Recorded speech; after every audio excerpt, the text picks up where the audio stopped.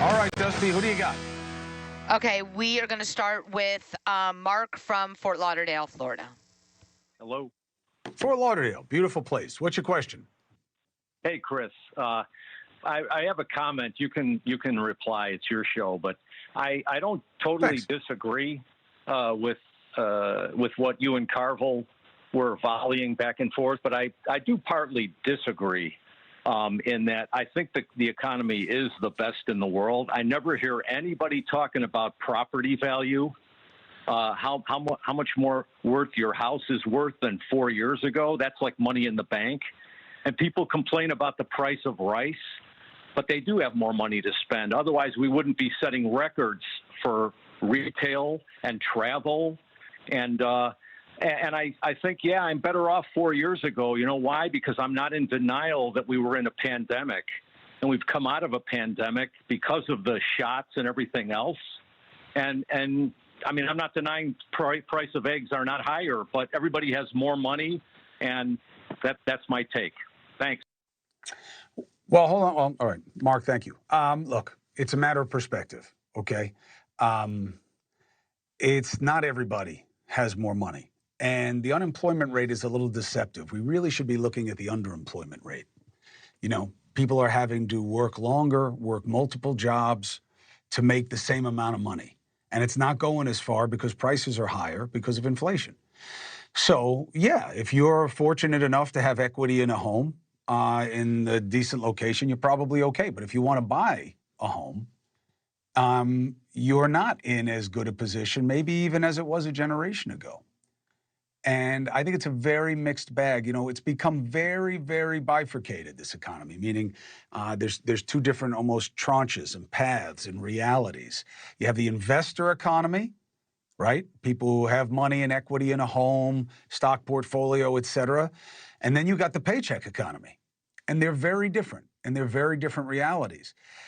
And, you know, your shot at Trump about we're not in denial. Look, I got to tell you, that is also a matter of perspective. There are a lot of people who back Trump who are doing it because they don't believe in the vaccine, they don't believe in the mandates, they don't believe in what was done by government. And you can say, oh, they're all kooks. Well, they're not all kooks, okay? And they may be wrong or it may be incomplete, but the way that it was delivered, the way that it was reported, the way that a lot of things happened, fed their misgivings and their distrust. So the division is very real. And the economic reality is a divided one also. Next. Next, we're going to go to Dave from Tamaqua, Pennsylvania. Dave, what's your question? Yeah, how you doing, Mr. Cuomo?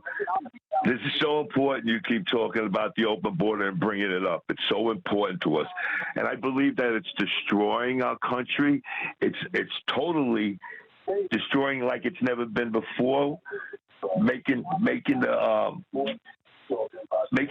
us weaker than ever before. And I want to know if you agree with all this, that letting in the illegal immigrants with the open borders, they're letting in gang members, drug dealers, rapists, and lately the murderers are coming in.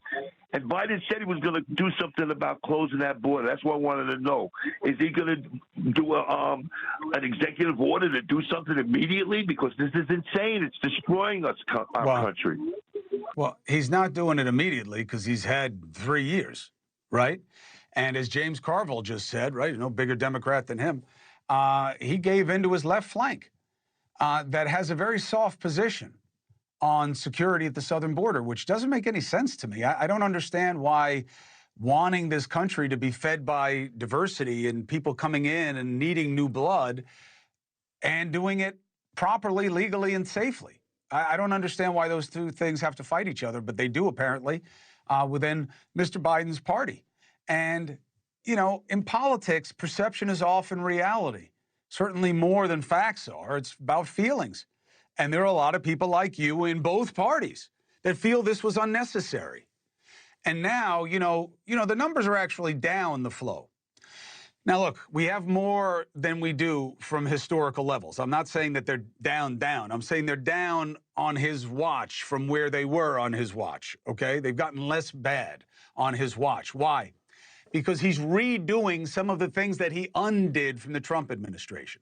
Hey, thank you for watching. Please go to newsnationnow.com, newsnationnow.com, and you can find NewsNation on your television provider. And don't forget to click the red subscribe button down below. Then you will get more of NewsNation's fact-driven coverage.